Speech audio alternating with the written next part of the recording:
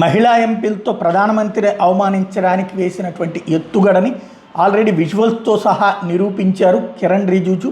ఆ తర్వాత ఘాటైన వ్యాఖ్యలు చేశారు. లోక్సభలో రాష్ట్రపతి ప్రసంగానికి ధన్యవాదాలు తెలిపే తీర్మానం మీద నరేంద్ర మోడీ మాట్లాడాల్సిన రోజు ప్రతిపక్షాలు ఉద్దేశపూర్వకంగా అలజడి సృష్టించారని పార్లమెంట్ వ్యవహారాల మంత్రి కిరణ్ రిజిజు మంగళవారం మండిపడ్డారు. మోడీ స్థానాన్ని ఈ నెల 4 విపక్ష మహిళా ఎంపీలు చుట్టుముట్టి గొరావు చేసిన వీడియోను ప్రభుత్వ వర్గాలు బయటపెట్టాయి. విపక్ష సభ్యుల ప్రవర్తన ఎవరైనా సమర్థిస్తారని వీడియో నోటకిస్తూ రిజిజు ప్రశ్నించారు. విపక్షాలు ఎంతగా రెచ్చగొట్టినా సంయమనం పాటించాలని, సభ గౌరవాన్ని కాపాడని బీజేపీ నాయకత్వం మమ్మల్ని ఆదేశించింది.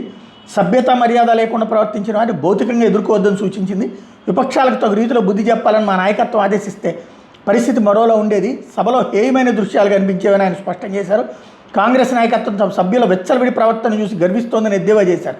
సభలో ప్రధాని స్థానాన్ని చుట్టుముట్టామంటూ విపక్ష ఎంపీలు సోషల్ మీడియాలో పోస్టులు పెట్టుకోవడం సిగ్గు చేయడానికి మండిపడ్డారు. స్పీకర్ ఓం బిర్లాతో కూడా విపక్ష నేతలు ఆయన ఛాంబర్లో బెదిరింపు ధోరణిలో మాట్లాడారని విమర్శించారు. విపక్ష సభ్యులపై కఠిన చర్యలు తీసుకోవాలని బీజేపీ మహిళా ఎంపీలు స్పీకర్కి విజ్ఞాపన పత్రం సమర్పించారు. ఇది కాస్త పెద్ద ఎత్తున చర్చకు తావిస్తోంది. అంతర్జాతీయ శక్తుల ముందు భారతదేశపు పరువు తీయడానికి జరిగినటువంటి అతిపెద్ద కుట్ర అన్నటువంటిది అర్థమవుతోంది.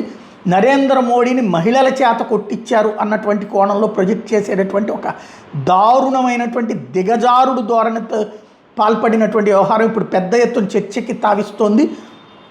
మొన్న ఏమీ లేదని చెప్పేటటువంటి ప్రయత్నం చేశారు. కానీ ఇప్పుడు అసలు విషయం ప్రపంచం మొత్తానికి అర్థమయ్యాక దాన్ని కవర్ చేసుకొచ్చేటటువంటి ప్రయత్నం చేస్తున్నారు.